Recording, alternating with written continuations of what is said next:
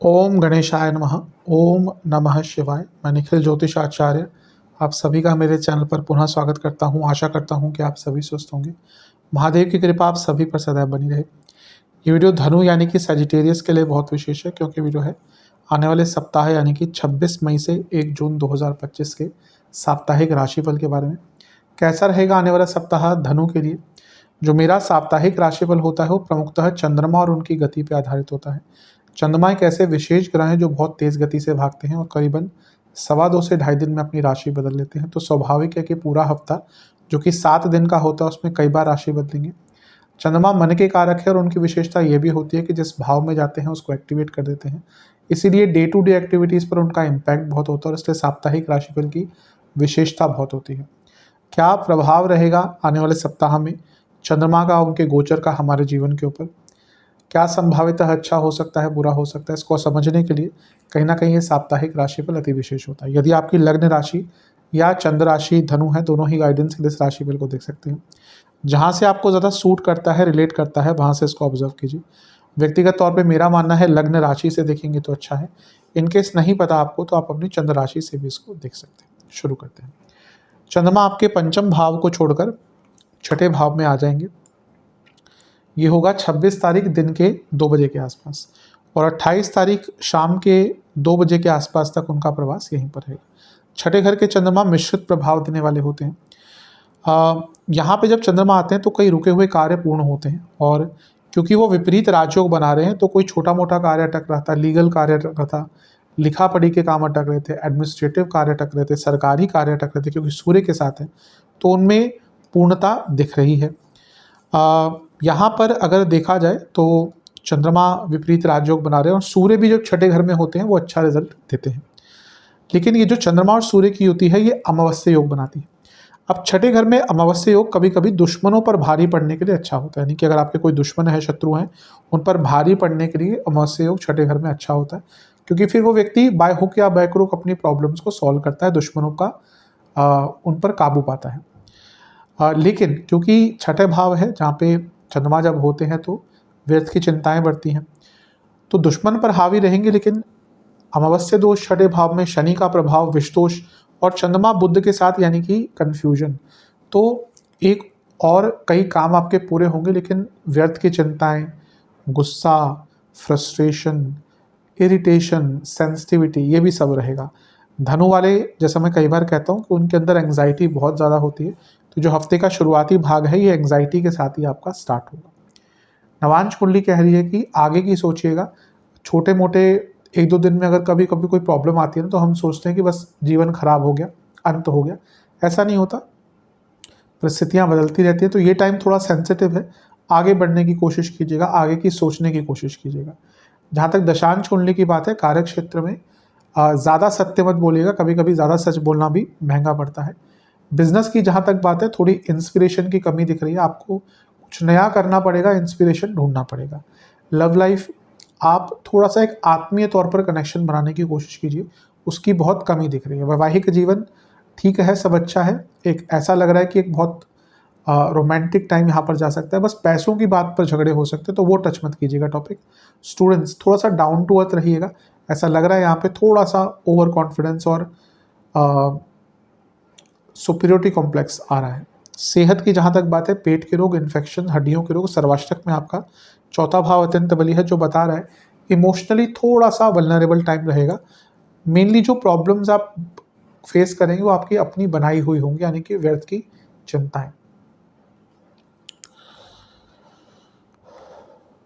28 तारीख शाम के या दिन के 2 बजे के आसपास चंद्रमा राशि बदल के आपके 7वें घर में आ जाएंगे, यानी कि मिथुन में, और 30 तारीख शाम के 4 तक यहीं पर रहेंगे। चंद्रमा का सप्तम भाव में आना न्यूट्रल होता है, क्योंकि वो अष्टमेश है, उनका सप्तम में आने के लग्न को देखना बहुत अच्छा नहीं होता। ये एक जीवन में अनिश्चितता क्रिएट करता है। यहाँ पे गजकेसरी योग है, ये तो अच्छा है, बिजनेस में आगे बढ़ सकते हैं, बाकी कुछ पद प्राप्ति आदि रिकॉग्निशन भी मिल सकता है। लेकिन चंद्रमा अष्टमेश है और लग्न के साथ, लग्नेश के साथ बैठे और लग्न को देख रहे हैं, तो हफ्ते का जो ये वाला भाग है ना, ये अनिश्चितता भरा जाएगा, बहुत अनसर्टेनिटीज रहेंगी, किसी पर भरोसा नहीं हो पाएगा, लोग झूठ बोलने की कोशिश करेंगे, लोग आपको फंसाने की कोशिश करेंगे, फ्रॉड हो सकता है यहाँ पर, बहुत केयरफुल रहेगा। राहु का प्रभाव भी यहाँ पर है और चंद्रमा गुरु साथ में है, तो कभी कभी क्या होता है कि हाइपोथेटिकल सिचुएशन व्यक्ति बहुत क्रिएट करता है और इसके कारण भी दिक्कत बढ़ सकती है। तो एक प्रकार से ये जो समय है थोड़ा सा कष्टकारी मानसिक रूप से ज़्यादा है। स्टेबिलिटी नहीं रहेगी, तो इसलिए कोशिश कीजिएगा कि स्टेबिलिटी पर काम करना है, अदरवाइज़ तो मेरे हिसाब से आराम से निकल जाएगा। बस जहाँ मानसिक अशांति रही वहीं पे दिक्कत बढ़ेगी। नवांश कुंडली, थोड़ा सा आप इमेच्योरिश सा बिहेव करेंगे कई जगह पर, तो चीज़ों को समझकर मैच्योरिटी के साथ हैंडल कीजिएगा। जहाँ तक दशांश कुंडली की बात है, कार्य क्षेत्र में ये अगर प्रमोशन आदि की बात चलती है इस टाइम पे तो प्रमोशन हो सकता है। लव लाइफ की बिजनेस की जहाँ तक बात है, अच्छा टाइम है, लेकिन थोड़ा फ्लेक्सिबल रहिए। आई थिंक कभी कभी बहुत रिजिड हो जाते हैं, इसके कारण लाभ नहीं उठा पाते। लव लाइफ में फिर भी ठीक है चीज़ें, नया रिलेशनशिप भी स्टार्ट हो सकता है। जो लोग रिलेशनशिप में और उससे विवाह की तरफ बढ़ना चाहते हैं, ये टाइम डिस्कशन का अच्छा है।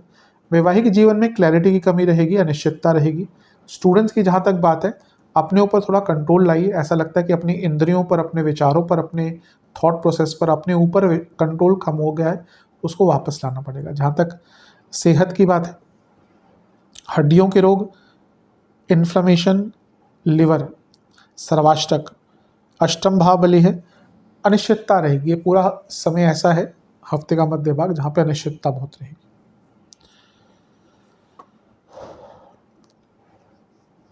30 तारीख शाम के 4 बजे के आसपास चंद्रमा आपके अष्टम भाव यानी कि कर्क में आ जाएंगे और सप्ताह के अंत तक यहीं पर रहेंगे। चंद्रमा का अष्टम भाव में आना एक प्रकार से बहुत अच्छा तो नहीं माना जाता, लेकिन यहाँ पर क्योंकि दो विपरीत राजयोग बन रहे हैं। कैसे? एक तो चंद्रमा अष्टम के स्वामी है, अष्टम में है, और मंगल भी 12वें घर के स्वामी अष्टम में, तो ये दो विपरीत राजयोग बन रहे हैं। ये अच्छा, चंद्रमा अकेले शायद विपरीत राजयोग में हमेशा कहता हूँ कोई बहुत लाभ नहीं देते, छोटे मोटे, लेकिन जब मंगल का साथ मिल गया, मंगल का विपरीत राजयोग बहुत अच्छा होता है। तो यहाँ पर ऐसा लग रहा है कि कोई बहुत अरसे से जो काम अटक रहा था, कोई पेमेंट अटक रही थी, कोई बातचीत किसी से नहीं हो पा रही थी, कोई प्रोसेस अटक रहा था, विदेश का काम अटक रहा था, लीगल कार्य अटक रहा था, वो यहाँ पर पूर्ण हो सकता है। एंसेस्ट्रल प्रॉपर्टी का कार्य, अचानक से धन की प्राप्ति, इस सब के लिए बहुत अच्छा है। चंद्रमंगल योग अपने आप में धन कारक होता है। जो लोग नॉर्मल से हटकर कुछ काम करते हैं, अनकन्वेंशनल कार्य करते हैं, उनके लिए और भी अच्छा होता है, ये भी बहुत अच्छा है। लेकिन यहाँ पे बड़ी धन प्राप्ति का योग भी बन रहा है क्योंकि 2, 5, 8, 11 का कॉम्बिनेशन है। मंगल पंचमेश है, अष्टम में बैठे हैं, लाभ को देख रहे हैं, धन को देख रहे हैं, और यहाँ पे चंद्रमा की युति और उसको विशेष कर देती है, तो धन के लिए अच्छा है। लेकिन चंद्रमंगल योग अष्टम में इंजरी का भी योग बनता है, और मेंटली तो ये पूरा हफ्ता आपके लिए थोड़ा कष्टकारी है। एंग्जाइटी से शुरू होगा, एंग्जाइटी पे खत्म होगा, तो थोड़ा सा टफ टाइम है। चंद्रमंगल योग है तो गुस्सा भी बहुत रहेगा, तो एग्रेशन पर भी कंट्रोल, और क्योंकि ये दोनों यहाँ से बैठकर दूसरे घर को देखें तो वाणी में भी बहुत एग्रेशन रहेगी, इसके कारण दिक्कत बढ़ सकती है, तो थोड़ा सा केयरफुल रहेगा। नवांश कुंडली बताती है कि थोड़ा वास्तविकता के पास रहेगा। दशांश कुंडली कार्य क्षेत्र में बैलेंस्ड वे में आगे बढ़ना है। बिजनेस के हिसाब से आपको थोड़ा सा अपनी अथॉरिटी बढ़ानी पड़ेगी। अपने बिजनेस में ऐसा लग रहा है लोग आपको फॉर ग्रांटेड ले रहे हैं। इवन जो आपके एम्प्लॉयज़ हैं वो भी आपकी बात अगर ढंग से नहीं सुन रहे तो आपको बदलाव करना पड़ेगा। लव लाइफ में कम्युनिकेशन प्रॉब्लम दिख रही है। वैवाहिक जीवन में ऐसा लग रहा है कि या तो अतीत में रहते हैं या फिर भविष्य में, इसलिए वर्तमान को खराब कर रहे हैं। इस पर काम करने की आवश्यकता है। स्टूडेंट्स, सुनना शुरू कर दीजिए। अगर कोई यहाँ पे अच्छी सलाह मिलती है उसको इम्प्लीमेंट कीजिएगा अपने जीवन में। सेहत के हिसाब से गुप्त जो प्राइवेट पार्ट्स होते हैं उनसे जुड़ी कोई प्रॉब्लम, पाइल्स आदि अगर है तो उसकी दिक्कत, लो बीपी की प्रॉब्लम, इन्फेक्शंस और इंजरी, इसके योग है। सर्वाष्टक में आपका धनस्थान बली है, तो जैसा मैंने कहा धन की प्राप्ति तो यहाँ से और प्रबल हो जाती है कि बड़ा धन आएगा। उपाय के स्वरूप में महादेव का गंगा जल से अभिषेक कर कर ओम गंगाधराय नमः मंत्र का 21 बार जाप करके महादेव को किसी भी मिष्ठान का भोग लगाइएगा। आशा करता हूँ कि वीडियो काम आएगी। चैनल पर नए हैं सब्सक्राइब कीजिए, वीडियो को लाइक कीजिए। मिलता हूँ अगली वीडियो में, तब तक के लिए ओम नमः शिवाय।